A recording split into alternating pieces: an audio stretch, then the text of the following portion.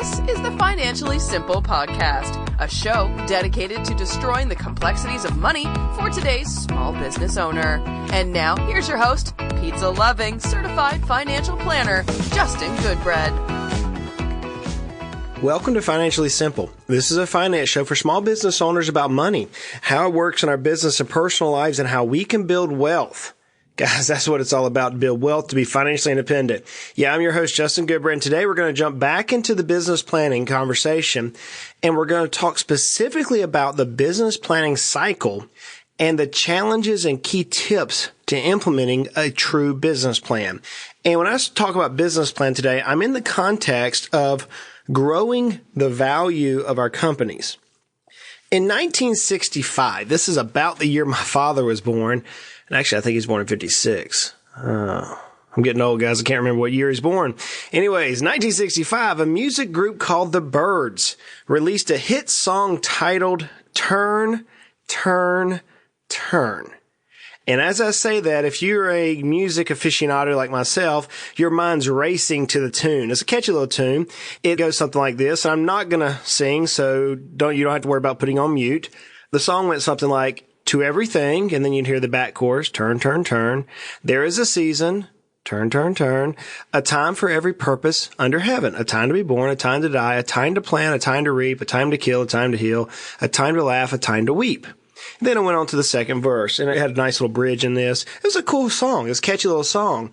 Now, the Byrds probably received their inspiration from the Bible, believe it or not. In Ecclesiastes, the book in the Old Testament, written by Solomon, Ecclesiastes chapter number 3, verses 1 through 8, Solomon pens, to everything there's a season, a time for every purpose under heaven. A time to be born, a time to die, a time to plant, a time to pluck out that which is planted, a time to kill, a time to heal, and goes on and on and on. And so when you overlay the song and the Bible, they're pretty similar.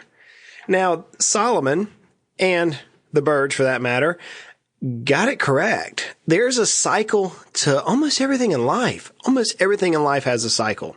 You know, I'm a certified financial planner, and I had to pass a huge exam. They call it a board exam, issued by the CFP board, the Certified Financial Planner Board, which tested me on the personal planning cycle. There's actually a cycle that planners are supposed to follow.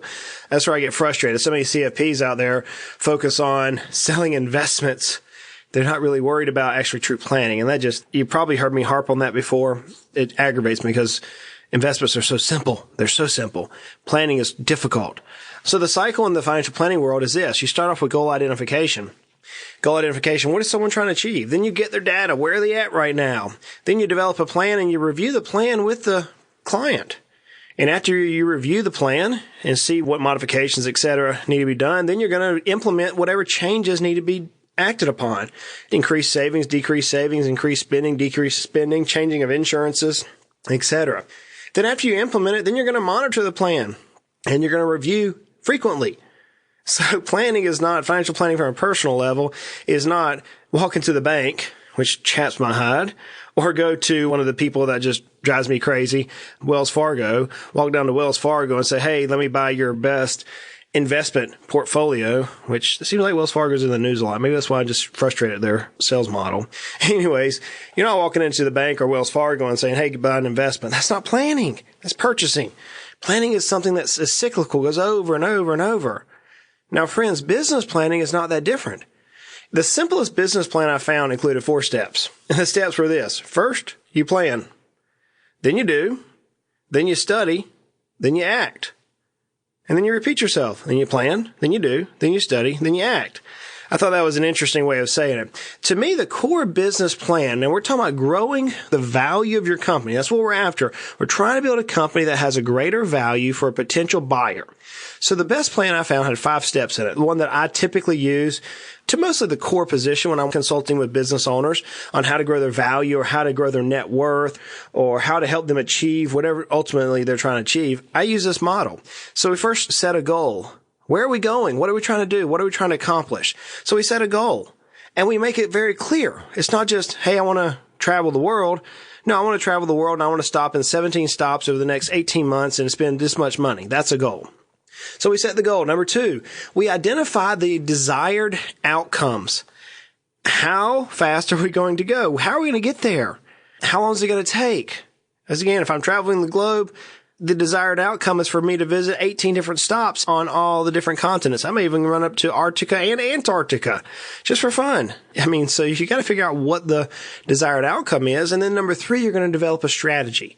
What's the most profitable way for me to reach my goal? So if I'm talking about my travel arrangement here, it may be that some part of it's consisted of me driving, some parts consisted of commuter rail.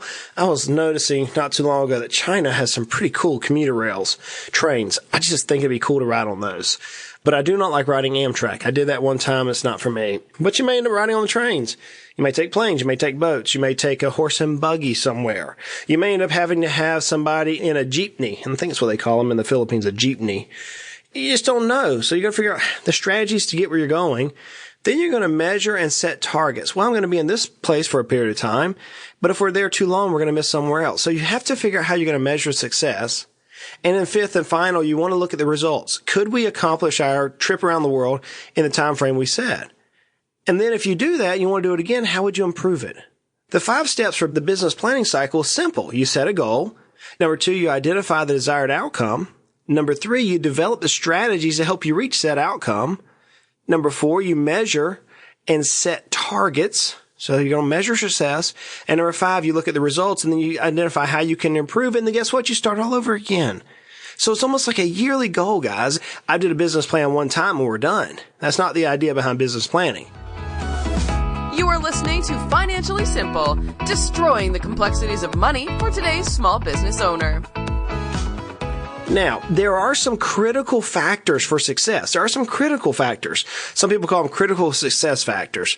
The first thing you have to do is you have to have competency. Now, that is a given, but many times we have to build competency amongst our team and amongst the plan itself. So we have to be competent. We have to know the data is accurate. We have to have, number 2, collective vision and objectives. So just because we plan doesn't mean it's automatic success. We have to get everybody on the same page and walking in the same direction. And we just spent an entire mini series within our big series here on doing a strategic plan. And that's the whole idea. You're trying to get everybody looking in the same direction. Now, you have to link all the different levels of your business. You can't have management going at their own pace and rank and files and semi-management, et cetera. Think about a marching band. I'm trying to learn to play the saxophone. My wife wears earmuffs around the house. No lie. But I'm trying to learn to play the saxophone. And I was watching some marching bands. Imagine if the marching band, the people playing the brass were headed one direction, the people playing the reeds were heading another direction, your percussions were going another, you'd have utter chaos. Well, in business, that happens so many times because the senior management doesn't allow for cascading linked quality amongst all the different areas of business. Another thing you have to do for success is you have to focus on the quality and not the quantity. Quality of business is far greater for the long-term value than quantity. Many people want to get more quantity involved. It's not it. We got to have the quality there. And we also have to be clear, crystal clear. Crystal clear. I want to travel around the world in 17 months, and I want to have 18 stops and spend about 2.5, 3 weeks at each stop, and I want to hit all major modes of transportation. That is clarity. Guys, probably one of the biggest ones is you have to have leadership, the commitment of the leaders involved. And it's not just management. It's not just the owners. At every level within a company, you have leaders. There are peers who stand out amongst everybody else, and they're the leaders. And you have to get those key leaders involved. I'm going to talk about a book here in a second, but inside the book, the authors write about leadership is not the predominant personality. It's about the team effect. And we're going to talk about that book in a second, but it's a book that I'd like for you to try to read. For critical success, you have to have feedback loops. You have to have the rank and files, the man talking to the middle management, and middle management talking to the senior management, and senior management talking to top executives, and executives talking to the board. Everybody has to be talking. You have to have the ability within your organization for the people who are doing the entry-level task to be able to communicate directly with the key decision makers. And the key decision makers cannot be overly concerned about their own well-being to totally disregard that input set by the entry-level positions. So I give you that with some planning challenges. So here's the challenges I see with planning consistently in the business world. Number one, senior leaders don't see the value. So the owners don't see the value. Or Somebody who's been there a while doesn't see the value in change. And that's a cancer in a business. Another thing is you often have an unsafe environment. There's anger. There is hostility. There is not constructive criticism. No one can be open and honest because our feelings are wearing on our shoulders. We can't do that in planning. Plans become too complicated. Man, I've seen some complicated plans. I told someone, business client the other day, I said, this is too complicated. I can get it, but it's hard for me to explain it. We got to make it simple. I'm an expert witness in many cases in the court system. And one of the things I have to do is overly simplify things so that all parties involved can understand it.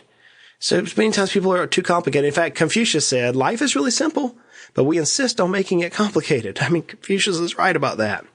Another challenge to planning is oftentimes opinions and biases, and it's not set in factual data. So whenever we do planning, it's got to be completely factual. It can't be based on opinions or biases.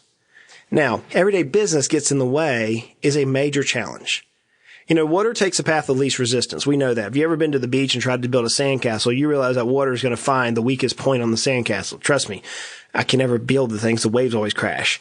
But water takes the path of least resistance. We do the same thing in our business.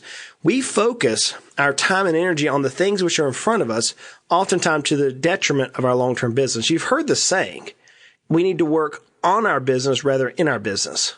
Well, everyday business gets in the way of planning. And many times we do the plan, but then become stagnant. We just don't implement them. So let me give you some tips for implementing a successful value growth plan. First of all, we're going to begin the planning process with the end in mind. What are we trying to accomplish? And then number two, we're going to realize that it's a process. It takes time. It doesn't happen overnight. Many times people engage our company to help them grow their business or grow the value of their company. And we end up taking care of personal finances for them. We end up managing money and dealing with all sorts of things from banking to helping with the CPA. I mean, just a number of things we end up getting involved in. A full concierge service is what we operate. But many times people don't realize that planning is not just a walk in, give me a shot, doc, and walk out. No, this thing takes years sometimes. And then the funny part is once we get the plan moving in the right direction, then it becomes very easy. And sometimes the client will go, well, I don't need you anymore. They try it on their own. And within about 12 months, they're back in the office and fix my mistakes because it's a process. I'm going to tell you that planning starts at the top. Implementation starts at the top. I mentioned a book earlier. There's a book that I've read recently, which I consider a powerful book. I like the content of the book. The book's called Extreme Ownership, and it's a Navy SEAL's approach to ownership and leadership. It's written by 2 Navy SEALs. It's a good book. I've read it, and I've also listened to it on Audible. I got to tell you that on Audible is pretty cool. The writers actually narrate the book. They're pretty cool. To hear their voices and knowing these guys are like bad to the bone. Our military, I mean, if you're in active service and you listen to this, let me go ahead and tell you just thank you. Thank you for service to our country. These guys are just bad to the bone. I enjoyed it. But implementation starts at the top. If the managers and the leaders of the company doesn't get involved in leadership and implementation, it's not going to work. A fourth thing with the implementation is you have to educate your team.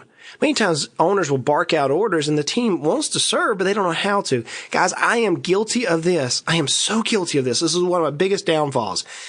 I don't take the time that's needed to teach my team the thought process.